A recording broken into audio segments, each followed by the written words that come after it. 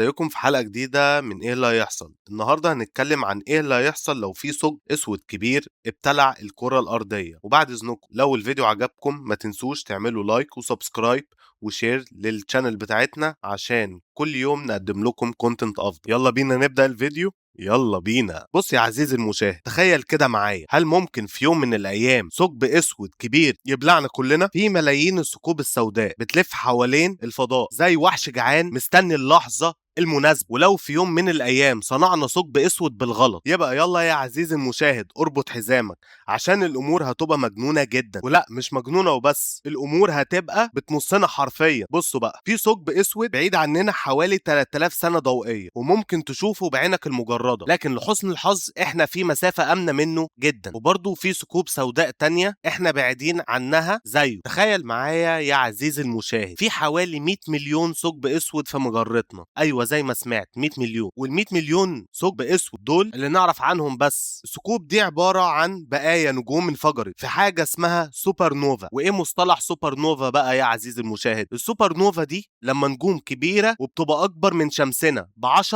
ل 20 مرة بتنهار على نفسها بطريقة مدهشة. والثقوب السوداء النجمية حجمها بيبقى صغير نسبيا وبتبقى كيلومتر في القطر 16. لكن يا عزيزي المشاهد، في ثقوب سوداء تانية ضخمة جدا زي الثقوب السوداء اللي اسمها فائقة الكتلة. والمصطلح يا عزيزي المشاهد للثقوب الفائقة الكتلة بالانجليزي اسمه سوبر ماسيف، واللي حجمها قد النظام الشمسي بتاعنا كله اللي هو الميلكي واي، وكتلتها اكبر من مليون شمس متجمعين. وفي واحد مشهور منهم اسمه ساجيتاريوس او باللغة العربية الرامي. والثقب الاسود دوت متمركز في قلب مجرتنا. تخيل بقى معايا ثقب اسود حجمه مليمتر واحد. تخيل بقى معايا الثقب الاسود اللي حجمه مليمتر واحد دوت ممكن يبلع كوكبنا كله لو قرب قرب كافي جنب الارض. وايه هو السبب اللي يخلي ثقب اسود بحجم مليمتر واحد يبلع الكرة الارضية؟ وهو كتلته الكبيرة والجاذبية المميتة اللي عنده. وكل ده بيعتمد على افاق الحدث. ومصطلح افاق الحدث بالانجليزي اللي هو ايفنت هورايزون. والايفنت هورايزون دوت هو نقطة العودة. اي حاجة تتخطاها خلاص مفيش رجوع منها. وده بقى الا لو تقدر تمشي اسرع من الضوء، وده مستحيل طبعا. تخيل بقى معايا يا عزيزي المشاهد، لو الارض قربت من الثقب الاسود، جزء منها اللي هو قرب للثقب هيبدا يمتد ناحيتها، وبرضه الجو هيتشفط، وبرضه اجزاء ضخمه من الارض هتبدا تتقطع وتنجذب للثقب. لو الارض دخلت في مدار حول الثقب هنعيش اكتر تجربة سخنة جهنمية في حياتنا. الجاذبية الشديدة هتشد الارض وتضغط، والكوكب هيولع حرفيا. النتيجة زلزال وبراكين وسونامي مدمر. في النهاية الارض هتتحول لشكل غريب في عملية اسمها سباجيتيفيكيشن. والمصطلح دوت مش سباجيتي اللي هو الطماطم والجبنة اللي احنا بناكلهم، لا، ده بيحصل لما الكرة الأرضية بتقرب من الثقب الأسود لدرجة مهولة. وبيحصل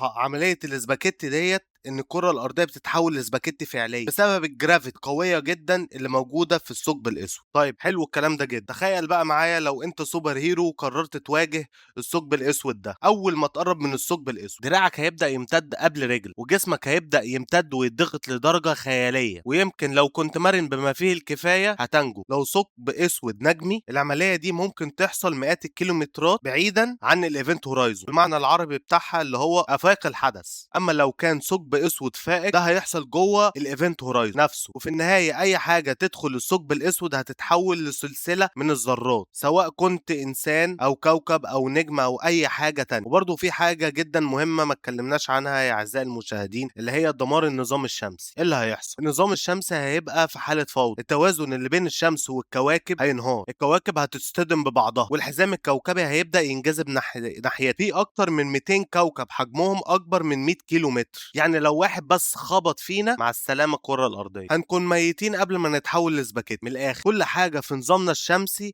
هينضم للقرص بتاع الثقب الاسود، وهتنتج كميات هائله من الاشعاعات اللي هتدمرنا تماما. الامل الوحيد اللي موجود يا اعزائي المشاهدين ان هو مش هيكون عندنا اصلا امل حقيقي ان احنا ننجو، لكن يمكن لو اخترعنا سفينه فضائيه خياليه ومدعومه نقدر نخترق الايفنت هورايزون ونعيش في ثبات ونبات ونخلف اولاد وبنات. يلا، وبعد ما نخلف السفينه الفضائيه نشوف عالم مختلف تماما بقى، وفيزياء جديده وقوانين مش مفهومه، وممكن نكتشف اسرار الكون بقى عشان معانا سفينه فضائيه. بس الحقيقه هي مفيش حد يعرف ايه اللي هيحصل جوه الثقب الاسود. وبكده يا اعزائي المشاهدين خلصنا الحلقه بتاعت النهارده.